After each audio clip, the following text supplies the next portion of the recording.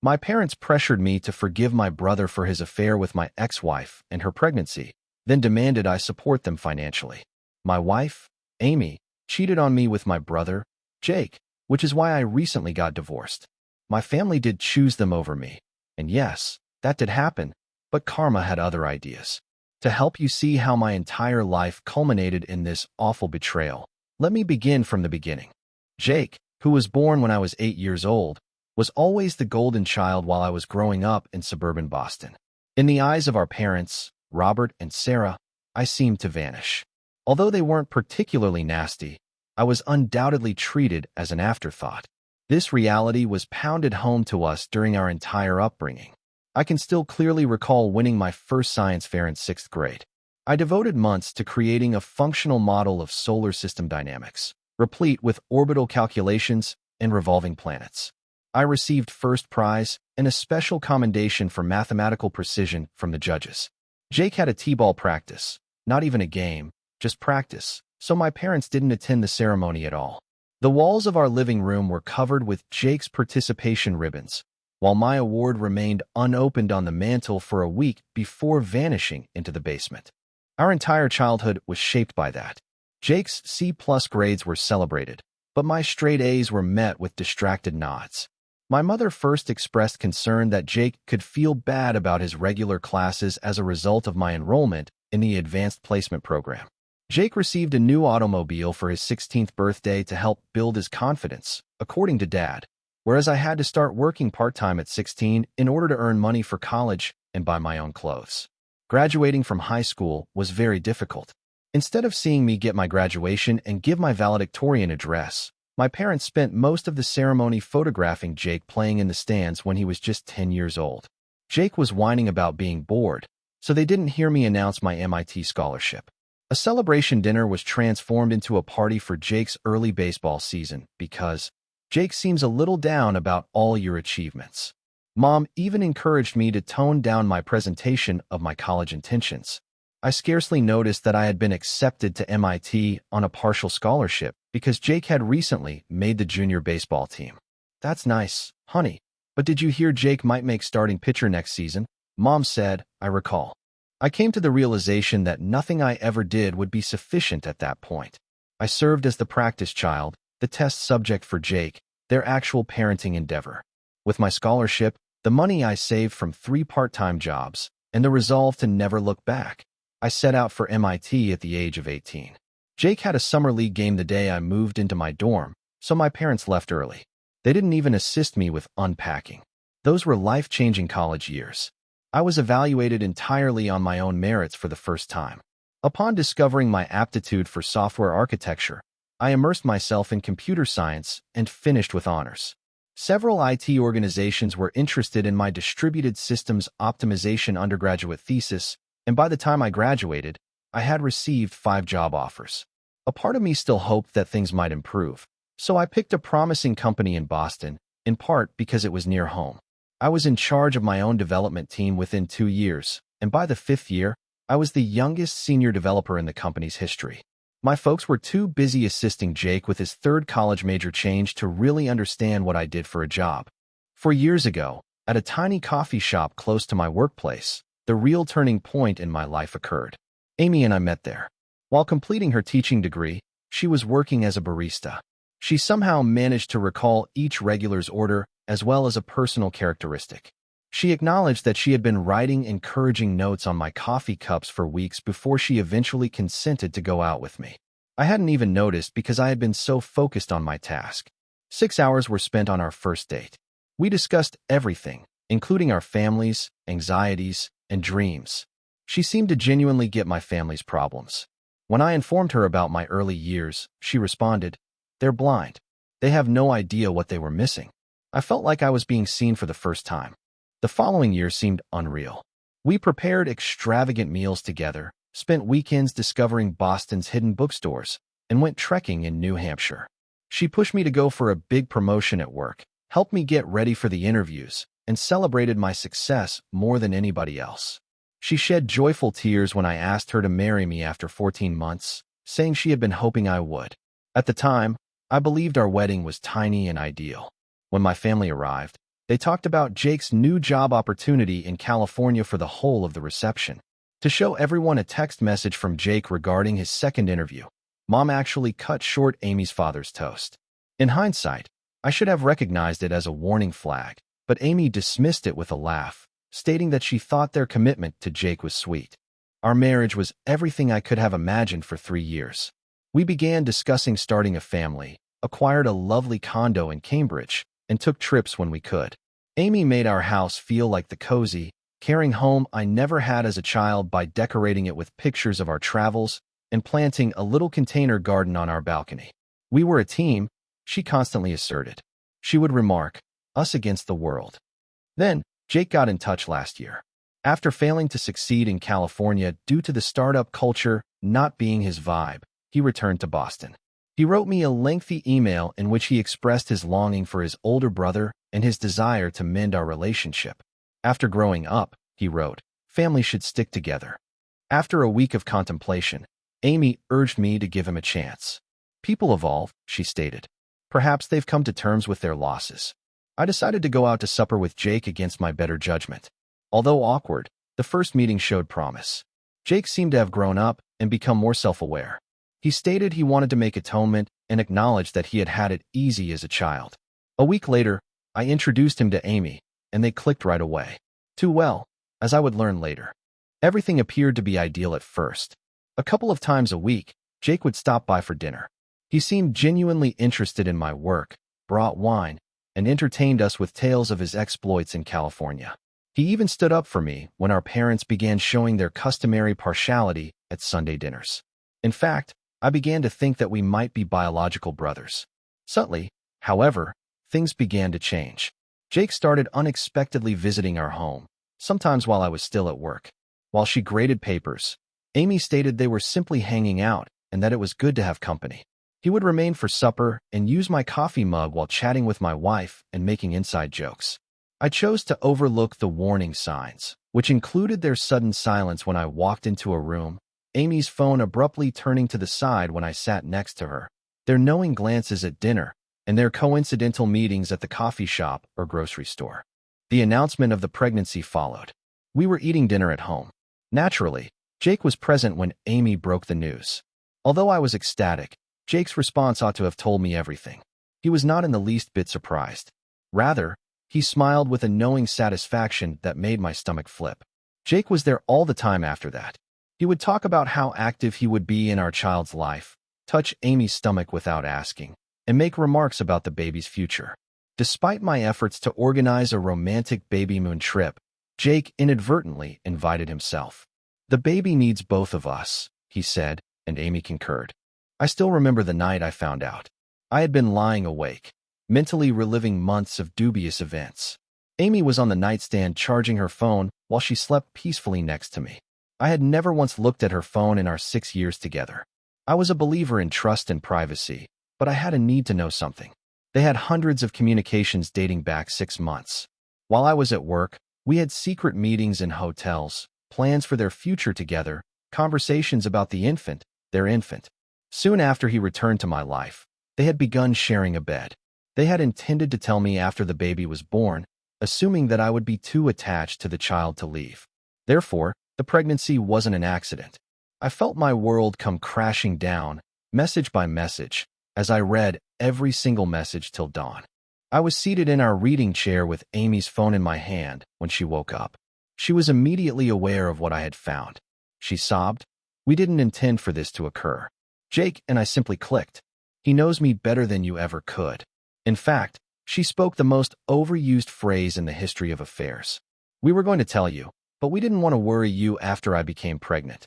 I called my parents that morning in the hopes that they would finally support me. I was astounded by their answer.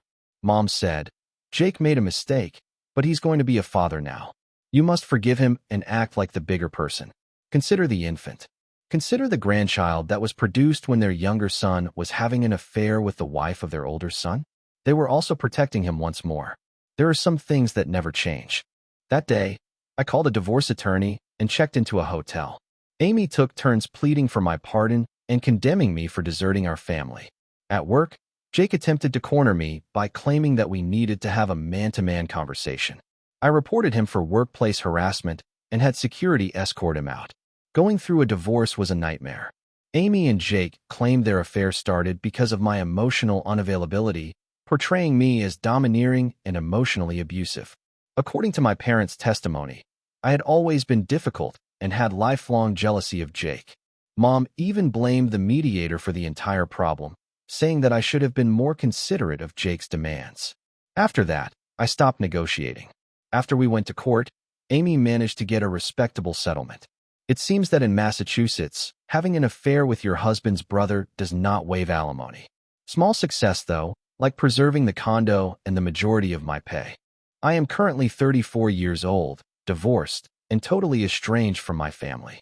I've changed my email, blacklisted their numbers, and told building security to never let them in. On certain days, I find myself questioning whether there is any way I could have avoided this, if I'd been a better spouse, brother, or son. However, I later realized that I wasn't the one who deceived everyone. Turning family against family was not something I did. It's said that everyone eventually experiences karma. I'm not sure if that's accurate, but I do know that I'm sick of being the family scapegoat.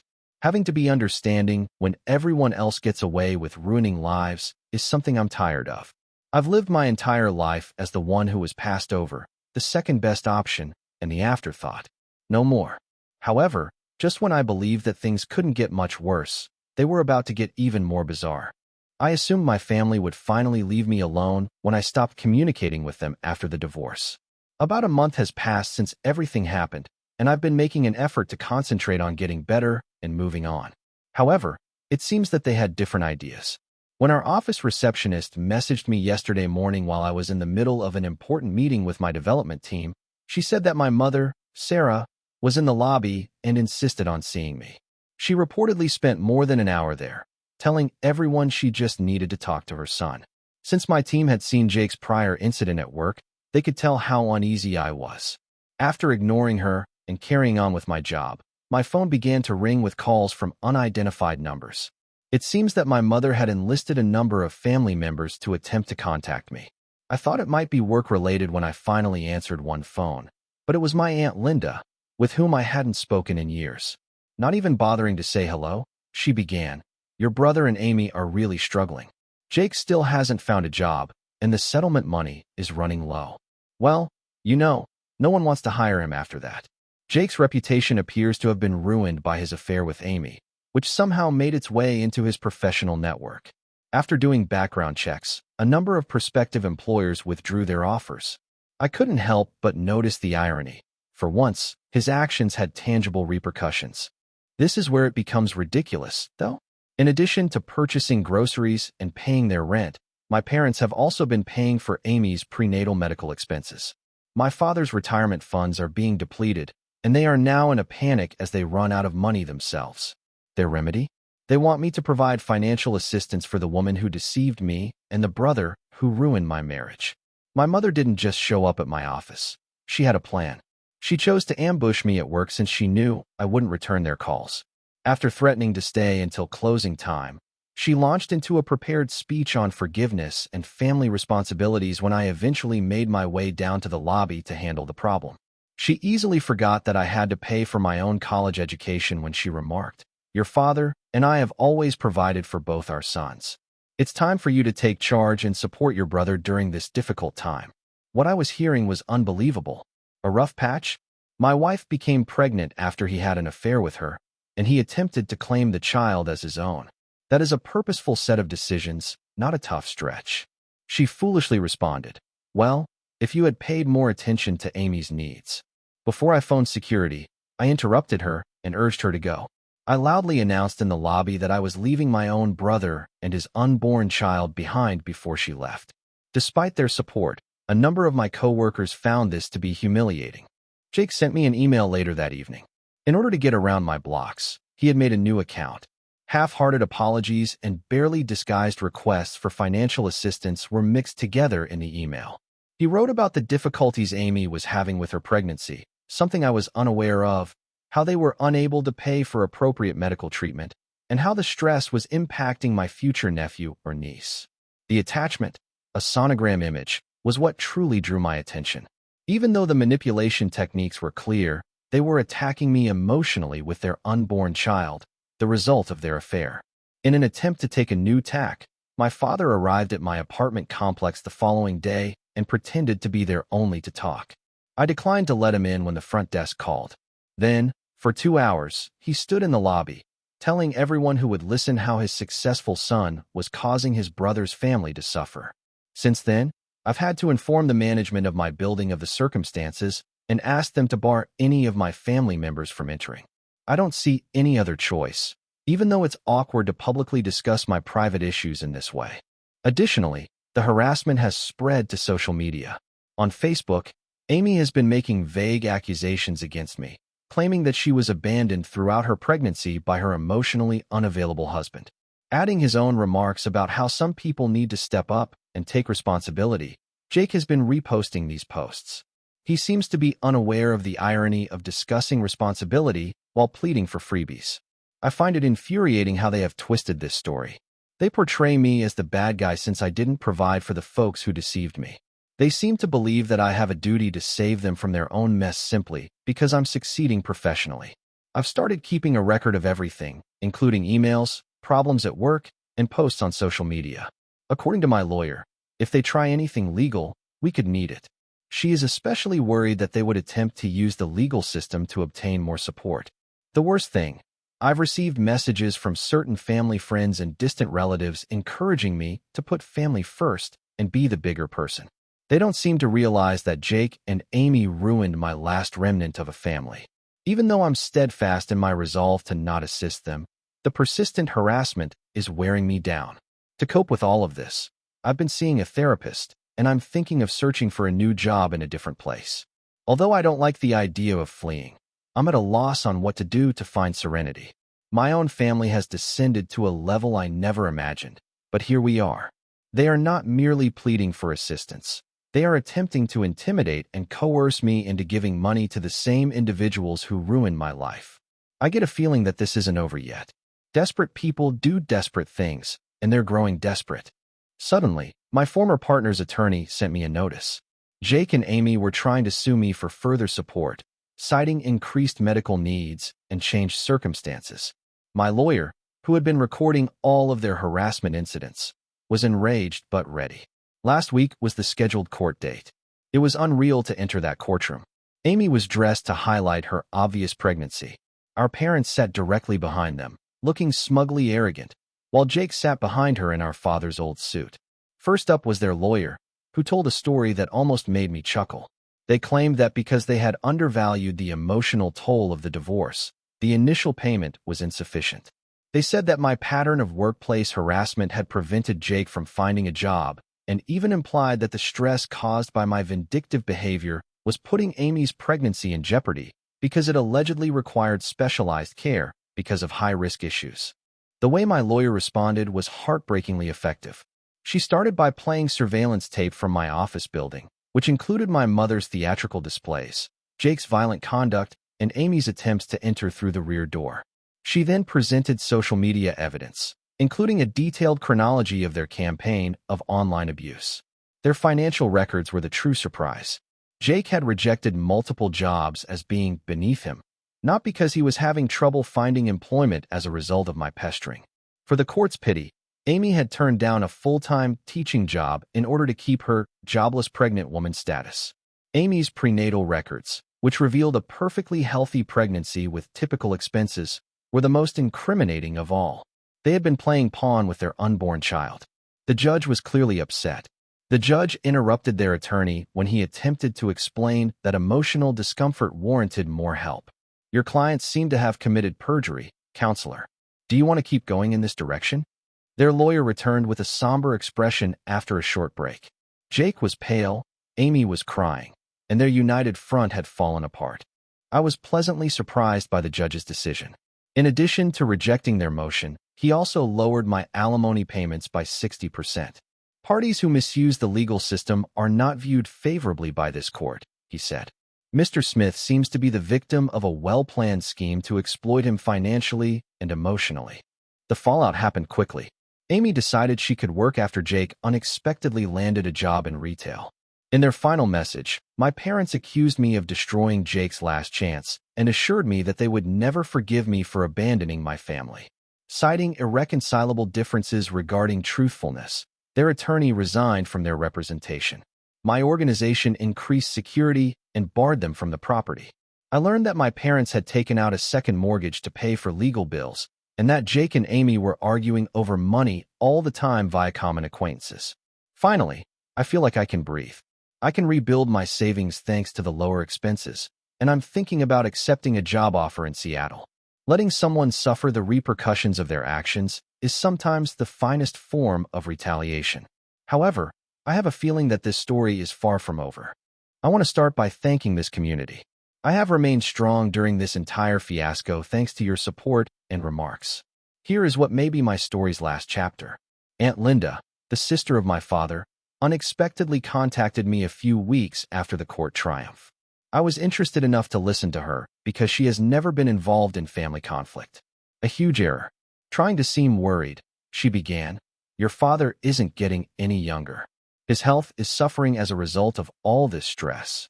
She continued by talking about how my parents would lose their retirement funds, how they had to refinance their home to pay for Jake and Amy's expenditures, and how families should stick together no matter what. She changed strategy when I didn't react with pity right away. "Did you realize that every night your mother sobs herself to sleep? Even though they may have acted inappropriately against you as a child, they are still your parents. Jake remains your brother, despite everything that has transpired."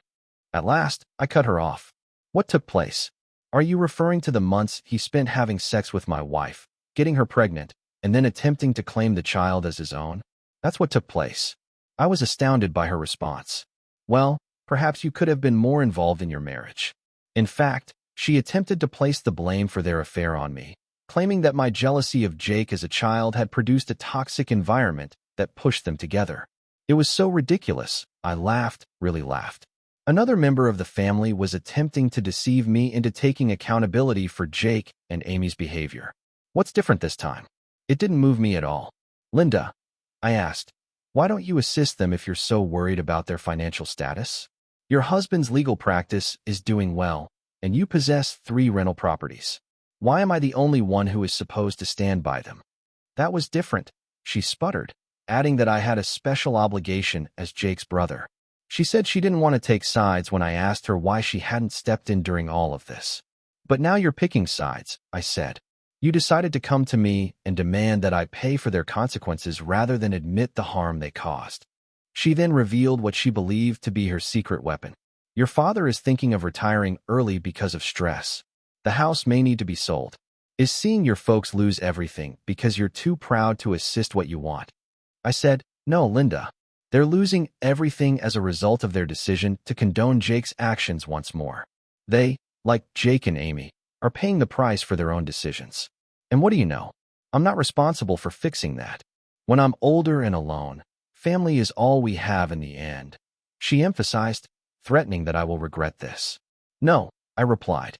"Self-respect is all we have in the end, and I'm finally choosing to keep mine." In addition to blocking her number, I hung up. Her call, however, had the unanticipated benefit of providing me with clarity. I felt truly free for the first time from the obligation and guilt that had plagued me since I was a young child. I accepted the Seattle job offer later that day. The change of location feels appropriate, and the firm is providing a substantial promotion. I'm starting over and selling the condo. Yesterday, my co-workers threw me a farewell party. I learned what true support looks like from these individuals who supported me during the darkest months of my life. With the straightforward statement, "Your worth isn't determined by those who couldn't see it," my closest colleague gave me a card that was signed by everyone. I've discovered that family is about mutual support, respect, and trust rather than blood. The friends who supported me, the co-workers who shielded me, and ultimately myself proved to be my true family. I'm done. To my parents, Jake, Amy, and now Linda, your decisions brought you to this point, and you are responsible for the results. I'm not available to be your ATM or your scapegoat anymore. For my part, I'm excited for my new life in Seattle. I'm thrilled about the initiatives that await me at my company's renowned West Coast location. More significantly, I can't wait to create a life in which I'm respected for who I am rather than compared to someone else's golden child. Writing my last post from an empty condo surrounded by stacked boxes seems oddly appropriate. I start driving west tomorrow. I'll be looking back on my past life with all of its suffering and familial strife. Yes, their baby was born last week, in case you were wondering. No, I haven't contacted anyone or seen any pictures. I've closed that chapter of my life. Again, I want to thank Reddit for supporting me over this trip. When I was having self-doubt, your encouragement and counsel kept me going. Anyone going through a similar situation should know that their value transcends their family's treatment of them. Walking away is sometimes the most self-loving thing you can do. It's time to go. Cheers to fresh starts.